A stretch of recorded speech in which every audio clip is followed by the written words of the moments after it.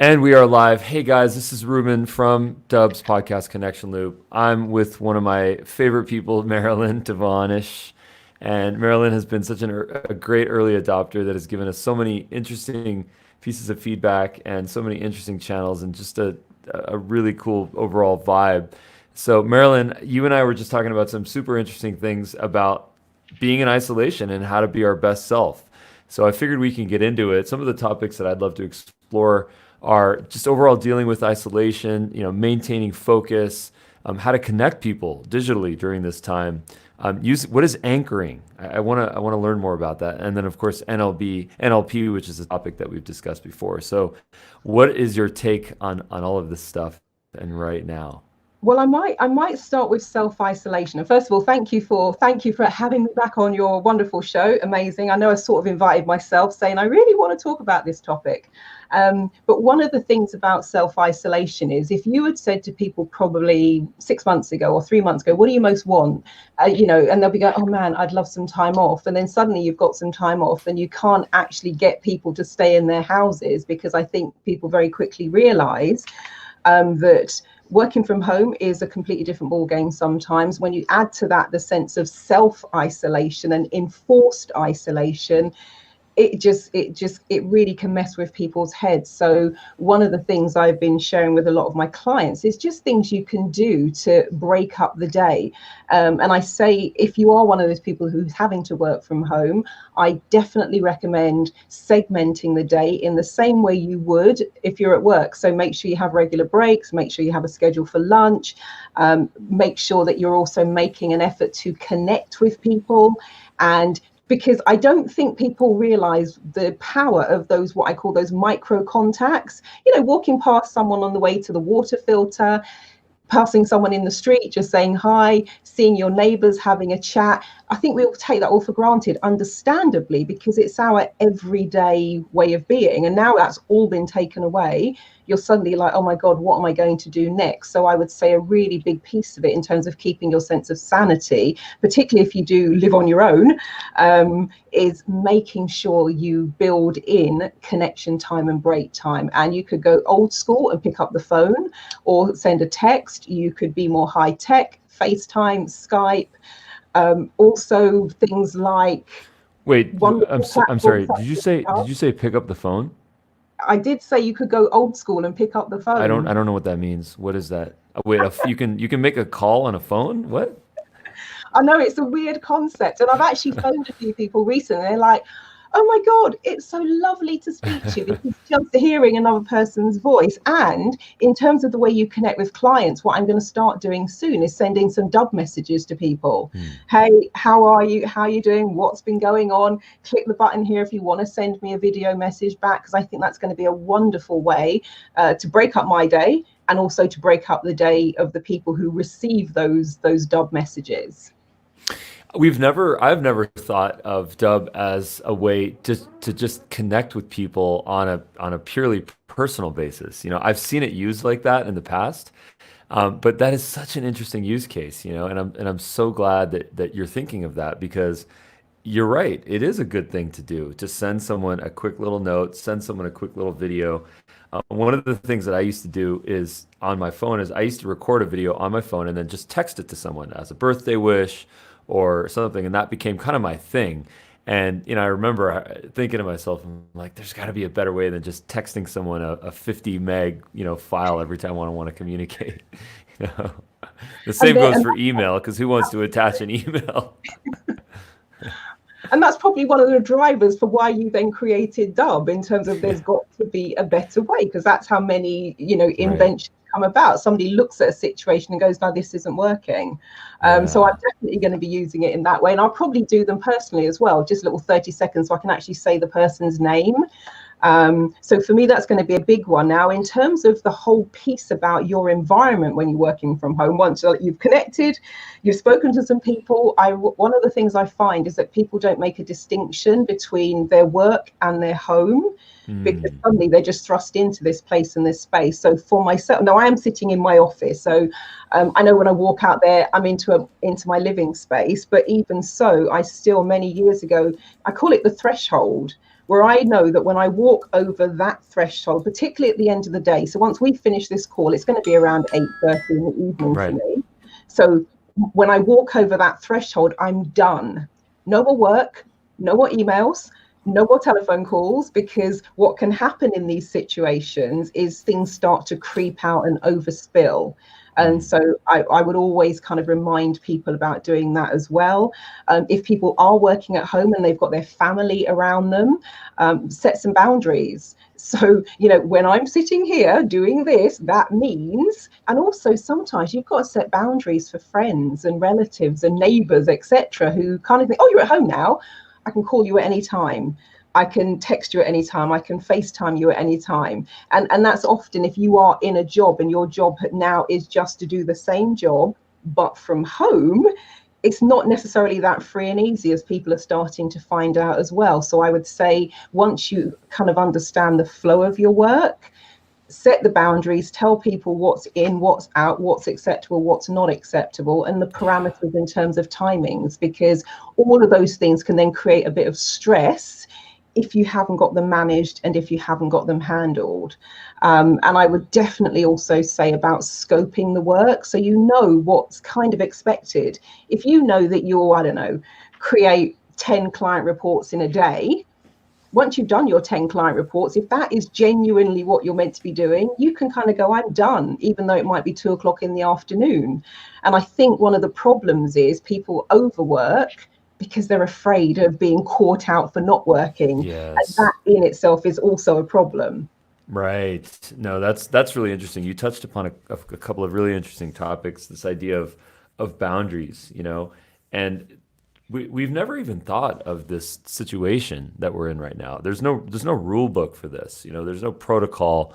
I just learned from my wife actually that in real estate, there is no switch for open houses right now on that real estate system. That switch has been removed. There's no way to host an open house in real estate. Talk about a boundary that exists in such an old industry. That's crazy. And those types of new rules, the rules of engagement, if you will, that's what we're all creating right now. I put a sign out on the front gate in front of my house to have packages delivered outside of the gate, not to my front door. And, I say that with empathy and compassion for the person that has to deliver that package. And I'm so thankful that they're still working. But at the same time, it's a new rule of engagement, even talking to neighbors and, so yeah, doing boundaries within the people within that building that you're living in right now, that's important. How do you conduct that conversation? How do you make that fun? Besides doing it with wine, but Well, if people have got kids, one of the things I've always suggested is if you can bring them into the process, that's very cool. yeah. So let's just say you've got a pile of papers, if you're still using paper, and you've got to file them somewhere. You can say to kids, okay, see this pile here? That needs to go there. And these ones with the pink stickers, they need to go there. And, you can give people little jobs and little tasks. And you go, right, well, that'll take them about 20 minutes. I can quickly get that report done. And also, if your children are having to, homeschooling is now a thing because, of course, the schools are closed. Yeah. So if there's work to be done, where you can go, right, okay, for the next 25 minutes, I'm going to be here working on this. Have you done your homework? No. If so, get that, do that. And then at the end of that time, you kind of go, oh, I've finished. How are you getting on? So now it's kind of a collaborative process where you're all working together, as opposed to just a fight. I would say, make it productive, bring people into the space. And also, I remember when I was at work years ago, we used to say, talk to the hand because the face isn't listening. And you just find your own your little funny, so somebody walks up to your desk, all you had to do is go like this. And they know that means not now. Right. Not now, not now. And also, I would say, you kind of put the sign up outside. Sometimes you can have fun signs that you make at home, open, closed, give me 5 minutes. Is it really important? And really is written in massive letters. And then you just have talks about, and actually, if we can all do this thing, it's going to be better for you as well, because I'm going to be in a better mood. I will not be as stressed. And it's kind of them building it in as a win-win for everyone in that scenario. And sometimes it's a little bit like, training people, because it's new. So it's not going to stick every single time. So sometimes you've got to keep reminding people. Now, remember I said, If I'm sitting here, I'm working. And then you probably have to do it half a dozen or so times. And then people will often look at you and go, oh, you're working, aren't you? And they start self-correcting themselves after a bit, because that's almost like a light form of anchoring where they get anchored into, you're sitting there, that means you're working. And you, by the same token, get anchored into that as well. I'm here, even if it's your kitchen table. At this point, I'm working. When you step over the threshold, move your stuff off the kitchen table, the knives and forks go back on it, and you then redefine that space in a different way. That's so inspiring. I just thought of a best-selling book for you and I to co-author, and it's based on this whole. It was an old book and an adage called "Everything that I learned in the sandbox" or something to that effect. Yeah. And it's just this whole idea of when we're kids and all those rules of etiquette and the way that we conduct ourselves with one another, the things that happen in that sandbox are exactly what we need to be doing as adults. But I realized that a sandbox is one of the dirtiest places out there. And that the new version of that is everything I ever learned is what I do in a quarantine, because everyone's jam-packed into a small little space and we're doing all these digital things and everything is changing and we need to have a new etiquette. And I believe that this etiquette that we're creating now is not just a short-term thing. This is an etiquette for the future. All of our mindsets are being reprogrammed right now to think differently and to use digital and to interact with one another in a different way and to think about cleanliness and to think about personal space and all these things that, we've taken for granted and we just don't really think about. So Absolutely. And for me, this is one of my, because that everybody was then, people are having to pivot as well. Yeah. What you were doing last week, you're not doing this week. And somebody had said to me, really, Marilyn, flexible work. And I said, okay, maybe what you don't understand about me, there's a side of my life that people know nothing about. I started working as a flexible working implementation consultant back in 2003. So that meant going into organizations to help them implement smart, what was called remote and also flexible working. And that was everything from ripping down walls and redesigning spaces and working with architects and ergonomic designers, right through to speccing technology and training people how to use that technology, through to what I call the psychological side of working from home. And so for me, it's been 17 years that I've been having this conversation with people, but it is now new for the world. And in terms of doing stuff online, I started coaching and doing therapy online in 2005. Which again was kind of unheard of in the therapy field, because everybody thinks you've got to be face to face. But I just had a situation where somebody had read something in Psychology's magazine, wanted to do a breakthrough session. She said she's in Birmingham. I said fantastic. I said get the train from Birmingham to Watford, and she went no, Birmingham, Alabama. And that's when I was like, whoa. And I was like, okay, what are we going to do? And I'd never done it before. But I said to her, look, okay, we'll do an online session. If it's not to my standard, if I'm not happy with the output, I'll give you a full refund. And to this day, it's one of the best breakthrough sessions I've ever done. So I'm really grateful to her for that thing that you're just talking about. She shifted my mindset and made me go, oh, wow, I can do this by phone and old school. And then it was by Skype. And now, of course, it's by, my online meeting room. But sometimes it does take something to shift your mindset. And I actually believe that what we're seeing now in terms of the way people work, I think there's going to be a seismic shift, because I suspect that people, once they get over the shock of having to be at home, having to work at home, being in isolation, not allowed out, they're going to go, oh, I actually like this. And that meeting that was taking me 2.5 hours, I can do this in 30 minutes online. Yeah. So I think it's going to shift the landscape of how we actually work. I agree with you, definitely. And what would you say? I mean, obviously, stock market recession, that stuff aside, how has this affected larger companies now in terms of potentially being more dependent? And when I say larger companies, I mean specifically the ones that are in a physical office. How are those companies most affected right now, and what are some of the things that they can do for people that are listening that do work with a team of 50 or 500? What is your take on that realm? I still definitely think you can embrace the technology that we have at our fingertips. I know, because I've been running online groups for probably about, when did I launch that program? First automated e-coaching program was in 2013.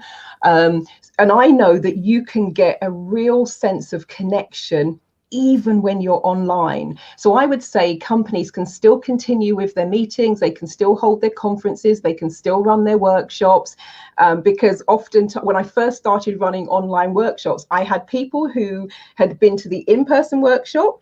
They then came to the online video webinar workshop, and the feedback, if you line the feedback up, it was exactly the same. And people also said, oh my God, I thought I would miss being in the room. This has been fantastic. And so I think once people get over that mental hurdle, all the things they've cancelled, and you and I both, Ruben, both know about some of these tools that we've got access to, webinars where you can have up to 1,000 people on a webinar, or the Expo platform that I've got where you can have up to 100,000 people live in that space. So you can recreate pretty much everything you've been doing in the office. You can recreate that online once you get your head around it. And the way I run my online workshops, exactly the same as the in-person.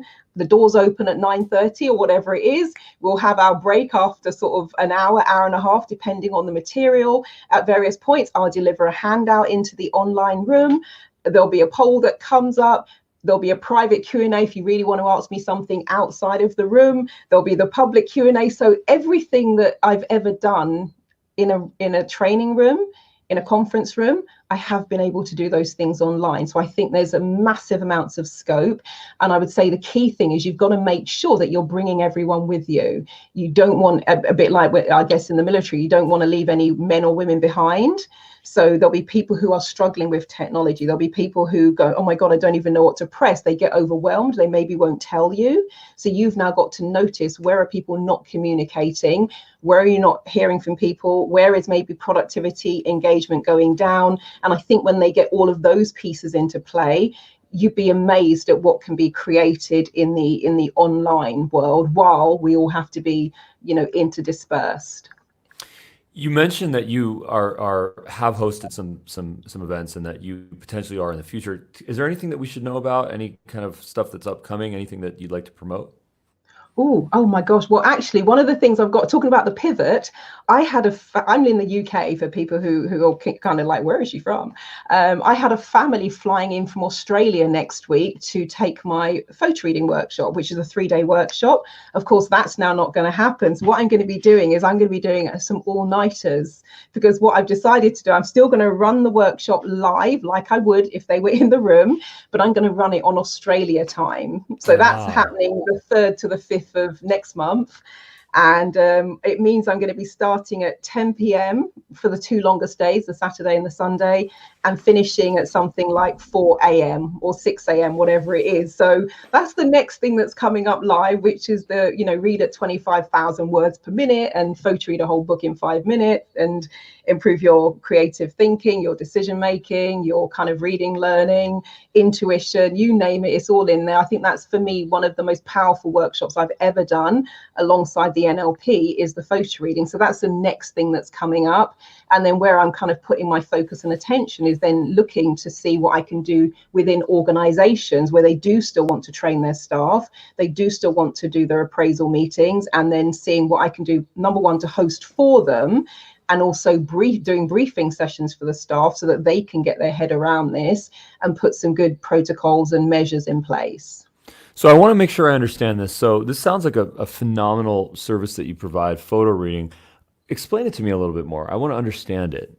You said read a book in 5 minutes. I'm hooked. Explain more. The premise of photo reading is the baseline speed is your photo reading at 25,000 words a minute, which is fast. Most people maybe read 200 or 300 words a minute. And the premise is that it's called whole brain, whole mind learning. So using all of your mind, all of your brain, tapping into all of your learning styles and tapping into the 8 multiple intelligences. And that enables you to be more of a sponge for information rather than our traditional way of reading every single thing word for word. Because when you do that, there's the primacy and recency effect. And probably once you've read 30 or 40 words, you've either forgotten the first words, forgotten the ones in the middle, or forgotten the ones at the end. And so the premise of photo reading is you're turning the pages at the rate of 1 second per page. You're basically doing almost like a mental download of the information. And then once you've got all of the book absorbed, you then go back to do this thing that we call activating it. So it turns traditional reading upside down and back to front and on its head. But for me, I was diagnosed with what was thought to be early onset Alzheimer's in my 20s. And my doctor said there was nothing he could do for me. And I struggled with that for years. You know, I'd read something, 5 minutes later, I have no idea what I've read, could sometimes barely string a good sentence together. And when I came across photo reading, it seemed completely outlandish. I was like, you've got to be kidding me. But I'm going to give you a couple of $100. I'm sure this isn't going to work. And quite frankly, it didn't at first, because I had, you know, a home study course, and we know about, well, I call it shelf development. What you get something great, you put it on the shelf, and your shelf is more developed than you are. And then it was a few years later, I went on a course, and there was a guy who was saying that he reads 20 to 30 books a month. And I'm like, dude, you obviously don't get out enough. And how do you have a life? And then he said, I photo read. And that's when I thought, oh my God, I've got that. They were tapes back then. They're actually sat behind me still. But I thought, I've got those tapes. I'm going to go home. I'm going to listen to them again with an open mind, rather than going, I don't think that's going to work. And the rest, as they say, is history. Within a couple of days, my life started to change. And that has also been the case for my students. And I've had people with dyslexia, dyspraxia, brain damage, you name it, they've had it. And within 2.5 days, completely transformed. So for me, it was a game changer. Wow. So I'm just going to put your URL real quick on the page here. I think it's really important that people pay you a visit, because that sounds phenomenal. You mentioned something that I don't know about. You said dyslexia and then dyspraxia. I actually don't know what that is. Dyspraxia is the whole thing about spatial displacement. And one of the ways my clients have described it to me, it's like things are just moving about as though they're kind of off balance. And the very first time I encountered someone who had both of those things at the same time, he's one of my flagship case studies. He had just been kicked out of school. He went to a private school because his brother got in. He got kicked out because he wasn't making the grade. And I did a one-to-one session with him. His mum asked if photo reading could help. And within the space of a few weeks, he went from failing to getting a B in his history exam. And that is crazy, because he just wasn't able to comprehend any of those things before. And that was probably, oh my goodness, that would have been probably about 15, 16 years ago. And I spoke to his mum year before last. I says, how is he doing? She says, Marilyn, he is still doing great. And so it's been really fantastic for people who, one of the things about dyslexia, for example, they say that you have a roving point of attention. So your mind is here and it's there and it's there and it's there. And it's difficult to bring those are, you just described my monitors. And there's a thing in photo reading called the Tangerine Technique, and it really, part of it is about getting a good sense of focus and being in a state of what we call relaxed alertness. Because when you're in that state of relaxed alertness, left and right brain are working together, and that's where everything is firing on all cylinders. People are much more productive, much more creative. You can think much more strategically, make better decisions. And for those who are so inclined, also really kind of tap into your intuitive senses as well. Wow. Very, very cool. Very cool information. Stunning. So I want to pivot the convo a little bit, if you don't mind. We talked about this idea of anchoring. And I'd like to explore what anchoring means to you, and how that potentially could be some sort of a tool that people use for themselves during this time period and beyond.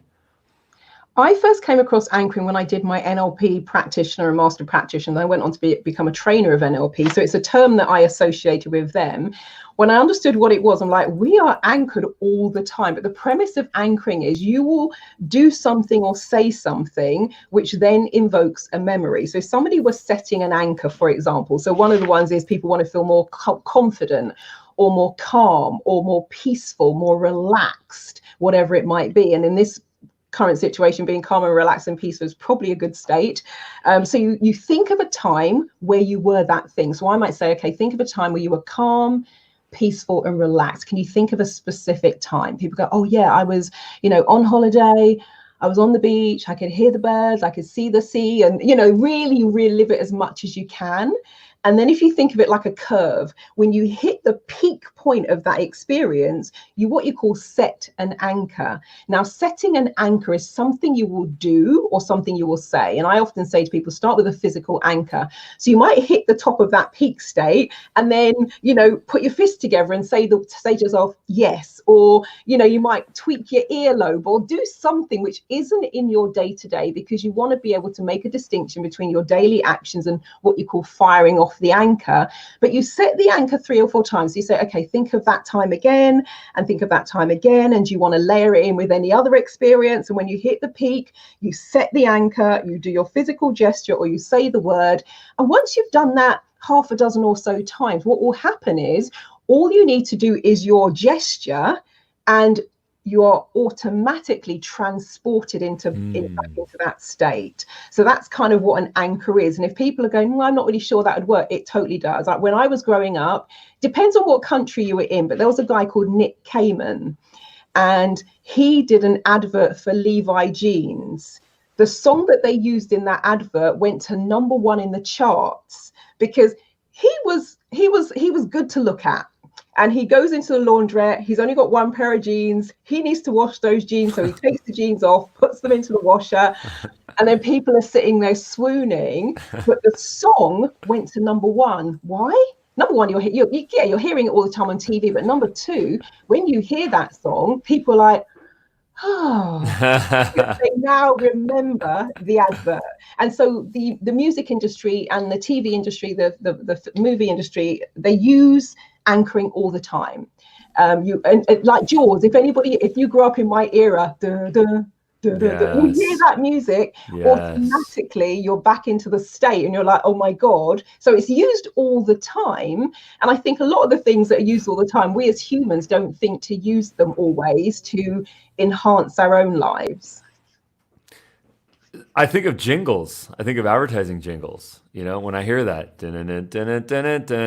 it takes me to that place, and it makes me think of a product in that case. And that's it. You're anchored into it, which is why so much goes into getting that right, both the visuals and the music. And when that's right, all you need to do is hear a couple of bars of whatever the song or the jingle is, and automatically you remember whatever it is it's associated to in your mind and the way that the advertisers have set it up.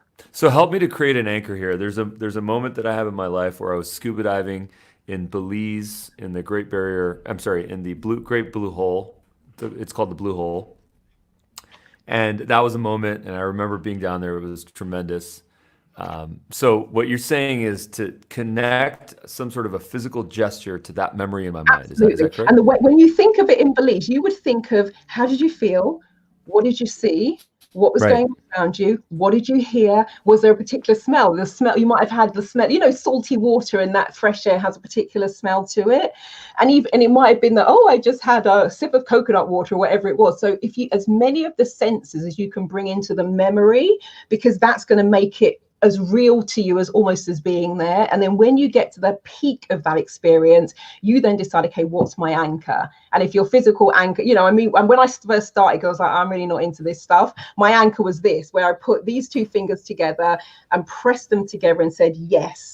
And that was one of my anchors, for example. And another one I played with, because I don't play with my earlobes that often, was doing this when I wanted to just kind of calm myself down, because I can do that very discreetly in the office. Or, when I used to be scared of public speaking, for example. So when I first started, I'd be waiting to go on stage and I'd just do that. Now it just looks like I'm doing that or adjusting my microphone if I'm wearing a Madonna mic.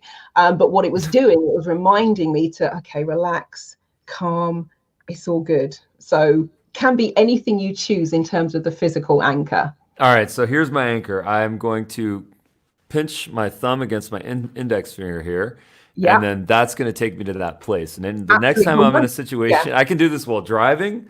When I go back to driving, I can do this when I'm in a little thing, and that's the thing. So thank you very much for that gift.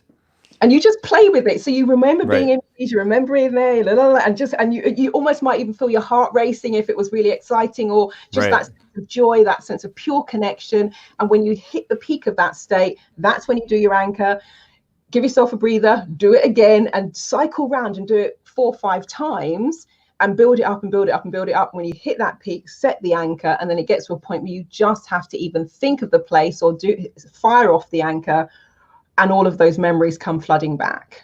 That's funny. So here's what I want to do with you to kind of wrap this up. I want to create a positive memory. I want to create something really fun and really interesting for people to check out, for you and I to experience. Okay.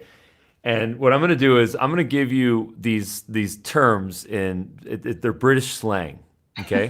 I think we all need a little bit of positivity right now. We need a little bit of a break from all the noise that's happening, just for this minute. So I'm going to give you kind of, if it's okay with you, I'm going to give you some slang terms, some British slang terms.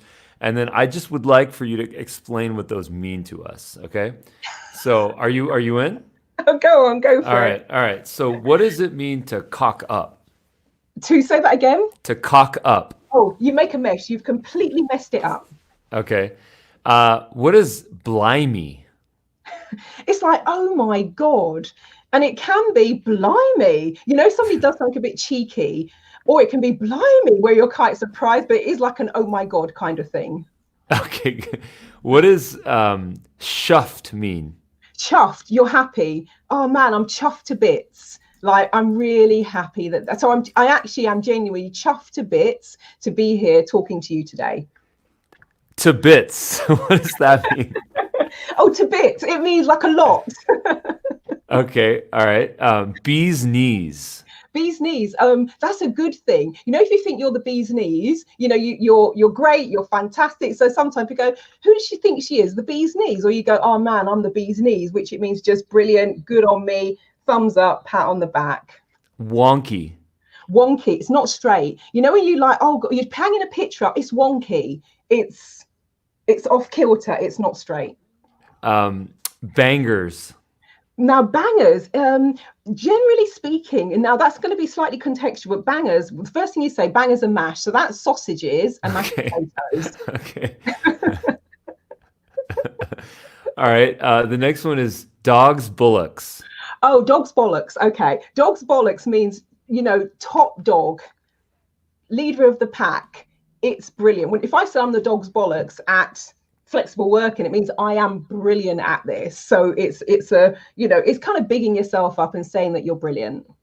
Got it. Plonker. Plonker, idiot.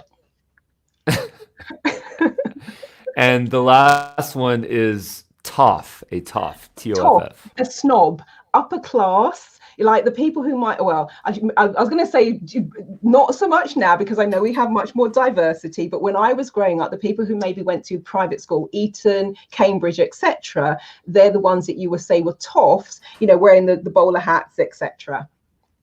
So good. That was a memory. And I learned a lot. I feel like I just learned a new language. Oh, Ruben, that's crazy. But yeah, that was cool. Well, Marilyn, thank you so much. I'm going to put, once again, your website up on here. I know that you're active on all social channels. So I've seen you on LinkedIn. I've seen you on Facebook. I've seen you on Twitter. We're connected on all of those. So I encourage everyone to go check out Marilyn Devonish on all social channels, and then website's right there. Oh, thank you, Ruben. Always a pleasure to speak to you. Likewise. Thank you so much, Marilyn.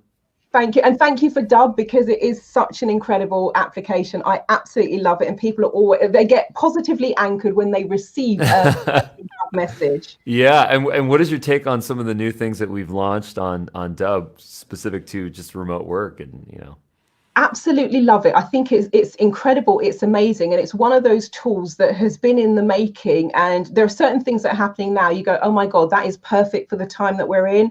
It can serve a real need in terms of where people are at, what's happening in the world. And all of the things you've been rolling out are just kind of hitting the nail on the head. So I think it's absolutely brilliant. And it's one of the tools that I've, seen grow and develop since I first became a customer, which must be a good year or so ago now. So fantastic, and well done to you and the team. It's amazing. Thank you so much, Marilyn. And thank you for your time here. Oh, you're most welcome. Thank you. Bye-bye.